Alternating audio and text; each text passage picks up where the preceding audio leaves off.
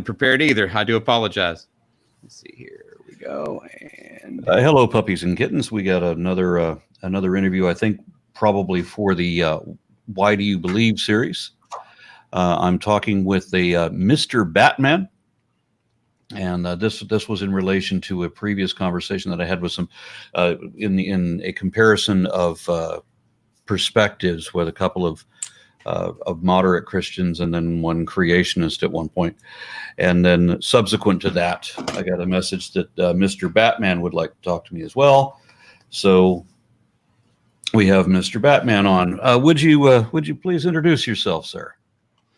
Certainly, I'd be happy to. And once again, I do apologize for the confusion. I thought it was supposed to happen at 8 p.m. this evening. I am MrBatman. I'm a Bible-believing Christian. I believe the Bible is true and correct right from the very first verse.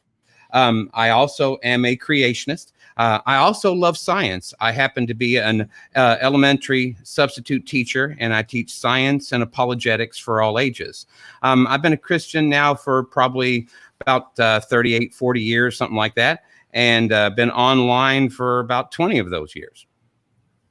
Okay, so I'm a little remiss on how you can teach both the science and apologetics, two mutually conflicting positions that work fundamentally opposite of each other, and how could anybody be a Bible-believing Christian?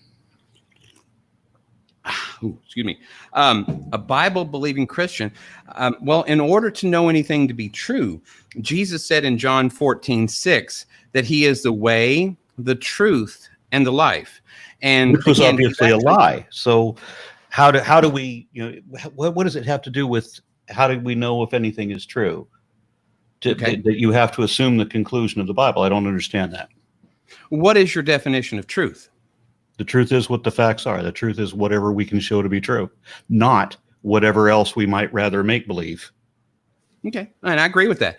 I actually use what's called the correspondence theory of reality, that truth is that which comports with reality. Truth is that which is real. Would you agree with that? Yes, which is another reason that Jesus cannot be the truth. Okay. Once again, when Jesus said, and I'm all tangled up here, apologize. Jesus said, in John 14:6, what I quoted, he's actually quoting the Old Testament where he says the sum of your word, which would be all of it, is truth, and all of your righteous rulings endure forever.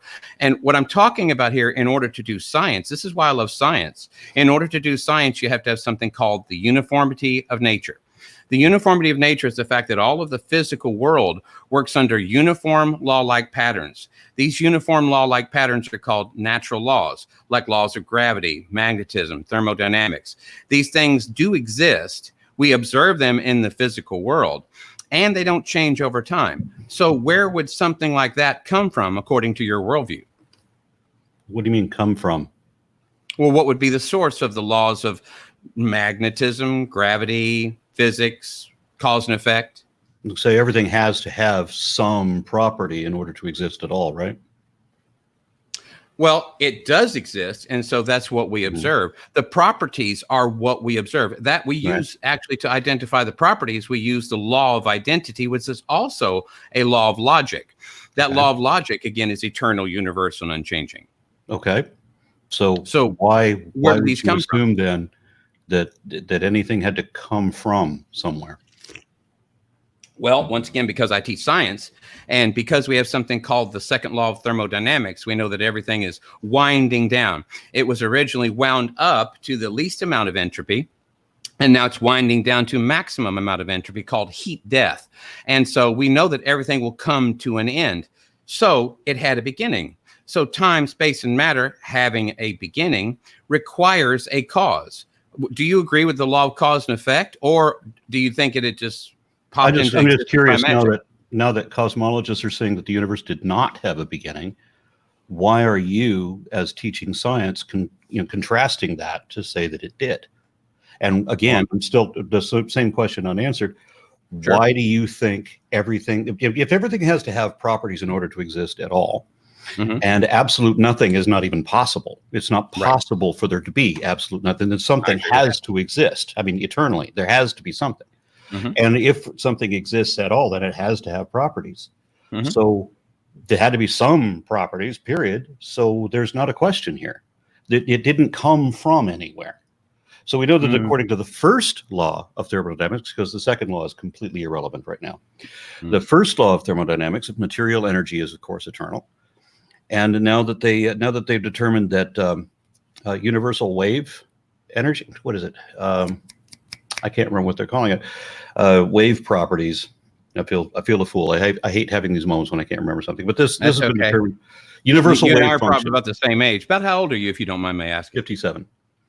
I'm 59. Yeah. So universal wave function. Okay. Yeah. Universal wave function is also eternal. And what if there is a singularity, I think is even in question at this point. Or if there was a singularity, then what was it? Still undetermined and largely irrelevant to this. Okay. Well, and again, that's your belief system, but it's not a belief system. I don't have a belief system. Please do not. Do you believe that? Please do not project your own faults onto me. A belief system is when you have required beliefs and prohibited beliefs. I have free thought. I can believe whatever I want. I'm not going to be punished. I'm not going to face the threat of a fate worse than death if I don't believe something, and I'm not going to get an impossible reward that I'll never get paid because I have to die before I get it. I mean, I'm not threatened with either of these. I don't have the stick or the carrot. I have free thought. I'm free to think whatever I want, or not just what I want. I don't even have a choice in it. I am compelled to accept evidence as it is, regardless what I would rather believe. So there's no kind of belief. I agree with you. And you know what that is? That's Romans chapter 1, starting verse 18. For the wrath of God is revealed from heaven against all ungodliness and wickedness of men, who by their wickedness suppress what? The truth. Now, I asked you about the truth. We're not suppressing the truth. Okay, hang on a second. Again, for what can be known about God is plain to them because God has shown it to them, namely his eternal power, his divine nature, his invisible attributes have been made clearly seen, clearly perceived ever since the creation of the world and everything that has been made, so that we have no excuse. Now, what I'm talking about, these things like truth. 1:20? Pardon me? Was that Romans 1:20? Oh, Romans 1:18 through about 1:23. Okay. So yeah, you're talking about the circular reasoning of question begging fallacy, which is ubiquitous throughout religion. And also that passage was not talking about atheists. That was talking about a specific group that were not atheists. And not believing impossible nonsense for no good reason does not make one wicked.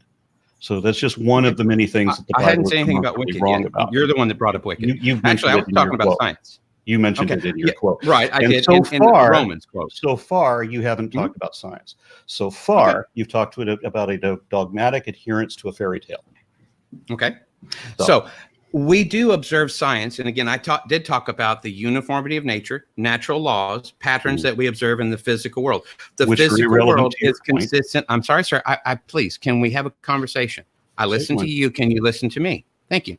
So once again, we're talking about the physical world. The physical world decays over time. That is the second law of thermodynamics. This is the most well-established, one of the most well-established scientific laws that we have. So since we know that everything in the physical world decays over time, the physical world cannot be the cause of laws that do not decay over time or do not change over time, such as laws of logic, laws of mathematics, laws of magnetism, thermodynamics, and many, many more, not to mention the irreducible complexity of the design of the human body. So yes, I'd be happy to talk to you all about science, because everything in science actually declares the living God.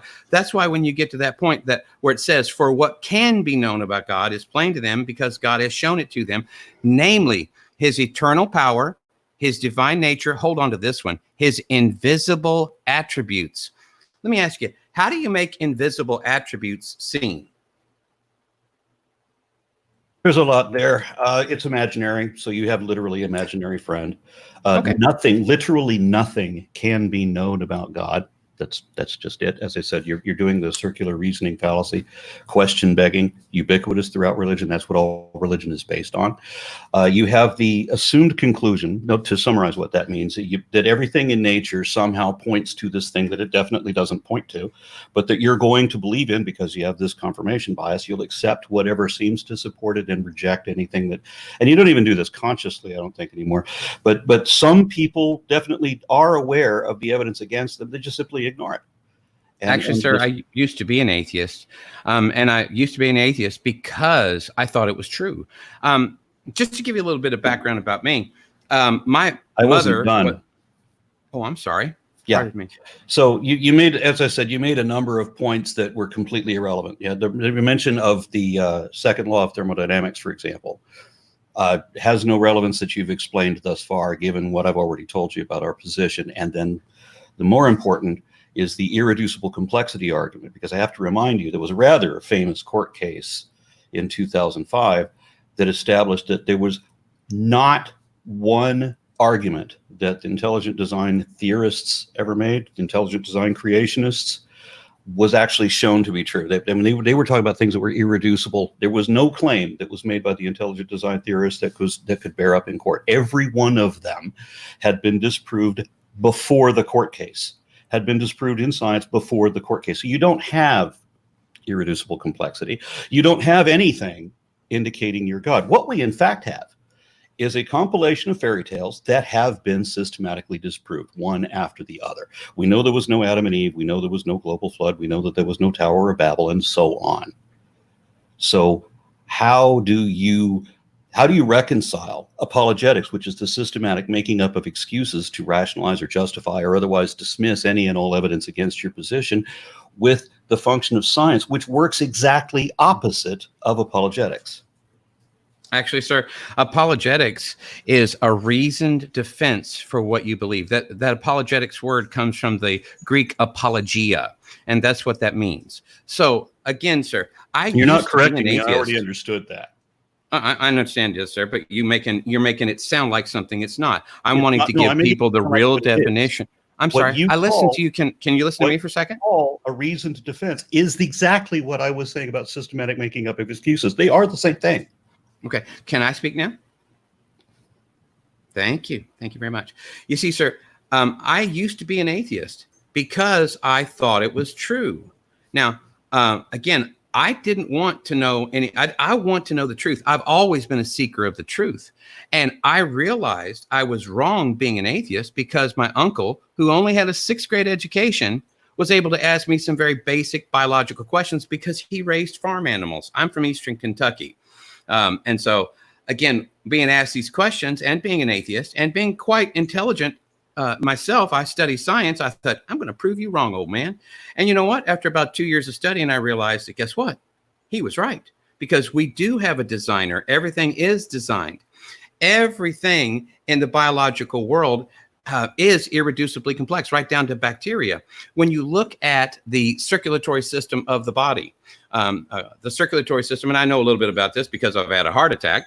Again, the circulatory system consists of the heart, the blood, and the veins and the arteries. The heart pumps the blood through the veins and the arteries. The blood takes the oxygen in and the carbon dioxide out. So this is an irreducibly complex system that you have to have all 3 of these together at the same time before this particular system will work. But it gets worse than that, because this system is interdependent upon other irreducibly complex systems, such as the respiratory system. That's where the blood gets the oxygen and takes out the carbon dioxide. That respiratory system is interdependent upon the muscular system, which is interdependent upon the skeletal system, and I could go on and on and on. This is why I love science. I would rather you not, because I want to address things one at a time. Go right ahead. So when Michael Behe made the argument for the blood clotting cascade, which you are still repeating 15 years after it was disproved in court. I didn't say blood clotting cascade. Well, that's what you're talking about. The circulatory system. The circulatory system. The blood, the heart, and the veins and the arteries. Which one of those evolved first, and how do you know? Well, there's a sequence, actually, as you've just implied. And it was strangely that the heartbeat evolved before the heart did. Oh, my goodness. How do you know that?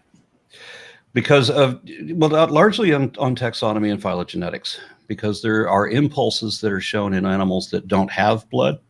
or that don't have any kind of a circulatory system, but they Mhm. already have the regulating impulse that matches that of a heartbeat.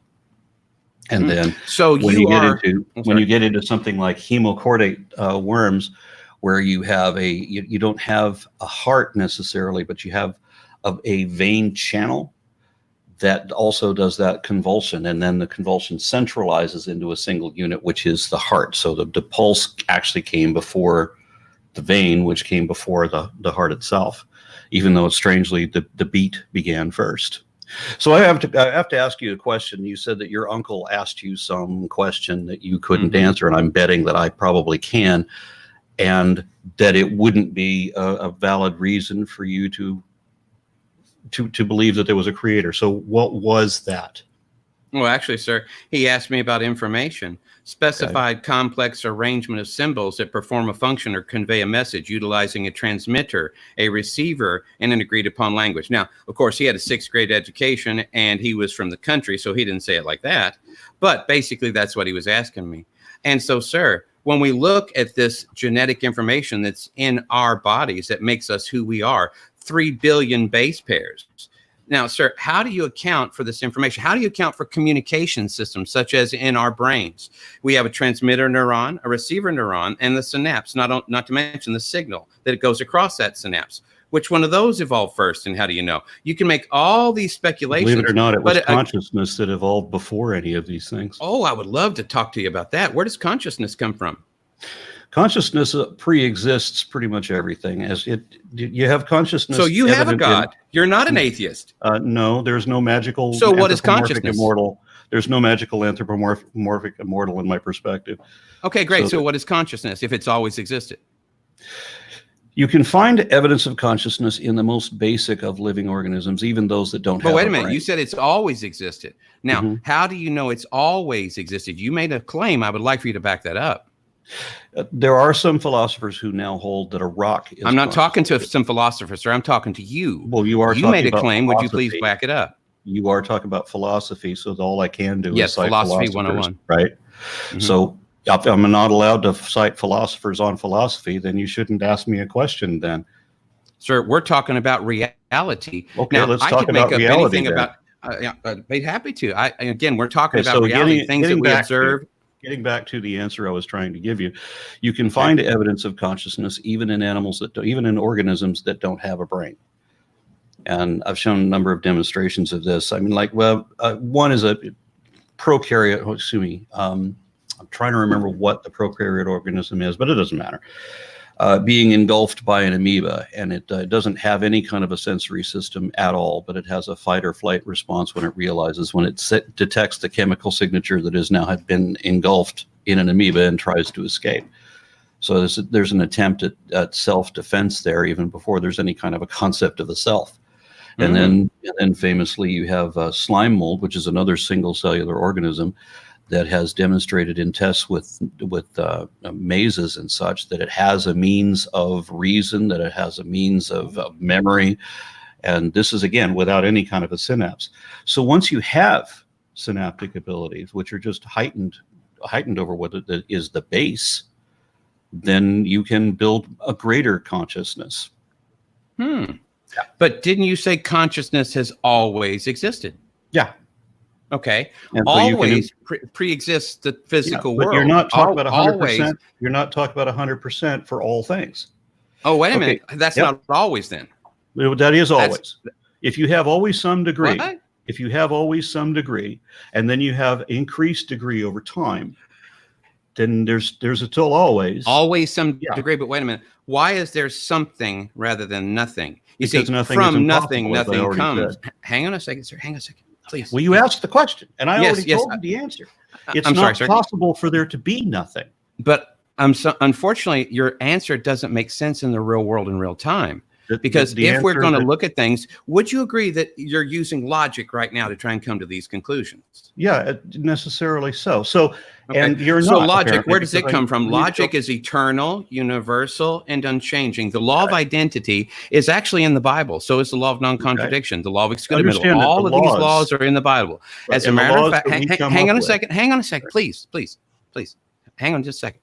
So, sir, all of these laws are in the Bible. Now, These laws are eternal, universal, and changing. Now, due to the law of cause and effect, do you accept the law of cause and effect? I have to wonder about your reference to the Bible being, that the laws of logic are in there when it contradicts itself so vehemently and so often. But that's regardless. We're not making. Do you agree with the law of cause and effect? Yeah. Great. Where does that law come from, and why does it never change over time? We go back to the original error that you made at the very beginning of this that I corrected at the onset. If something is eternal, it didn't come from anywhere. Well, wait a minute. But we see the physical world. The physical world changes over time. Would you agree we see things decay and die over time? Mm-hmm. Okay. So these laws of logic, are they abstractions of a mind? They are, the laws that we understand them are what humans have worked out, and that's why some of the laws that we worked out turned out to be wrong. We know that there I'm are not certain talking about some properties. of the ones that we worked out. I'm talking about the law of identity, the law of non-contradiction, all the the law laws of that we worked out. Some of them we worked out correctly. We've identified. We've discovered them. We didn't create them. Is that correct? Right. We discover and some others we think are on a discovery, and then it turns out no, that's not quite. It's like when you come up with a mathematical formula. It's like we're talking about the laws of identity, non-contradiction, and excludamiddle. They were I don't think we were discovered, talking not about that created. at all. Hang on a not second. talking about that. But wait a minute, you said you were using logic, were you not? What we were actually talking about was that I asked you a question you artfully dodged about what was the evidence that implied that we had a creator. I'm still waiting. Information, specified complex arrangement of symbols, so you've used irreducible complexity, irreducible complexity, irreducible complexity, which was sir, can I answer the question? Am I? Hold on a second. Please. I already told you irreducible complexity is disproved in science before it was disproved. I'm sorry, sir. I can prove it all day long. And you know what? It's not difficult to understand. Absolutely, not just to me. Not just to me. Why has it never been proven in peer-reviewed science? You teach science. You understand how science works, right? It's observable, testable, repeatable. And do you know what we see? We see natural laws. Specified complexity is still fallacious, never demonstrated in science. So entropy does not exist. Is that correct? We're talking about specified complexity now. Does entropy exist? Because everything decays over time, including specified complexity. Because when you copy something, including information, we have something called genetic entropy. Every time you copy information, when you have a mutation, that mutation is a copying error of the existing working information. And in order to have a copying error of the existing working information, you must first have a self-replicating system. What was the cause of the first self-replicating system? So you can get a mutation and have any of these things that you're talking about. Chemistry, sir, requires laws of chemistry that don't change over time. Which, again, so where do those laws come from? Okay, I can see we're not going to go anywhere. If something is eternal, it didn't come from somewhere. But laws of chemistry are not eternal. They're universal and changing. They're universal and changing, but laws of chemistry are not eternal. There are certain laws that are eternal, but there are certain laws that are not eternal. What about chemistry is not eternal? Because God created that to dictate how the physical world works. The assumed conclusion. Laws of logic are eternal, universal, and changing, but laws of chemistry are changeable because God can set them aside. Laws of biology, God can set them aside whenever he wanted to actually have Jesus be born of a virgin. He set the laws of biology aside so that could occur, but he cannot set aside the law of logic. Except that the virgin thing was a mistranslation, and that never really happened. Okay, so then we're back to truth. Yeah. So what can we show to be true? Truth is that which comports with reality. Truth is that which is real. Right. And so nothing you've said so far has comported reality. It's because God, whose reality? You left at the comport with whose reality? Whose reality? The only reality. Great. There's only one, right? Truth by its very nature is exclusive. Is that correct? That's right. Which means you shouldn't be bringing up things you can't. Truth by its very nature. I can demonstrate my claim, sir. You know what? You said because God did a thing God didn't do when somebody mistranslated unmarried maiden into virgin. So you just asserted without any evidence at all. I'm actually not using that as a reference point for my evidence. I'm actually using science, and then I'm backing up my science with. Clearly not. Really? You jumped to specified complexity. Wait a minute. fallacy. I'm talking about the law of cause and effect. I understand that all of right. time, space, and matter had a beginning. And because of that, anything that has a beginning is known as an effect. Every effect must have an adequate cause. This is the fourth time correcting the same error. If the universe didn't have a beginning, then these things. But it didn't did, sir. But okay, well, the physicists are against you. The science is against you. And Actually, I think no, we're sir. done. The second law of thermodynamics cannot be overcome. And I don't know And what it doesn't physicists need you're to be appealing to, overcome. but that's irrelevant. but The it fact of the doesn't matter need is to be we do over- see okay, we're things done. that decay over time. I'm sorry, sir. Hello? I said we're done. I've corrected the same basic error from your premise 4 times. I'm not going to do it anymore. We're done. Okay. Have a nice day, sir.